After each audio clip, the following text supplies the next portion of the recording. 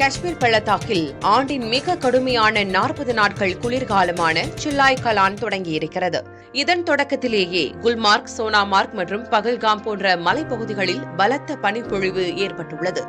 இது நீண்ட நாட்களாக நிலவிய வறண்ட வானிலைக்கு பிறகு விவசாயிகளுக்கும் சுற்றுலா பயணிகளுக்கும் மகிழ்ச்சியை தந்துள்ளது. கடும் பனிப்பொழிவு காரணமாக ஸ்ரீநகர் விமான நிலையத்தில் 11க்கும் மேற்பட்ட விமானங்கள் ரத்து செய்யப்பட்டுள்ளன. மேலும் ஸ்ரீநகர் லே நெடுஞ்சாலை மற்றும் முகல் சாலை உள்ளிட்ட முக்கிய போக்குவரத்து பாதைகள் மூடப்பட்டுள்ளன. இதற்கிடையில் டெல்லியிலும் பஞ்சாப், ஹரியானா, பீகார் மாநிலங்களிலும் கடும் குளிர் அலை வீசி வருகிறது. பீகாரின் 12 மாவட்டங்களுக்கு ரெட் அலர்ட் விடுக்கப்பட்டிருக்கிறது. டெல்லியில் அடர் மூடுபனி காரணமாக ரயில் மற்றும் விமான போக்குவரத்து பாதிக்கப்பட்டுள்ளது. மேலும் அடுத்த 48 மணி நேரத்துக்கு காஷ்மீர் மற்றும் இமாச்சல பிரதேசத்தின் உயரமான பகுதிகளில் பனிப்பொழிவு நீடிக்கும் என இந்திய வானிலை மையம் தெரிவித்திருக்கிறது.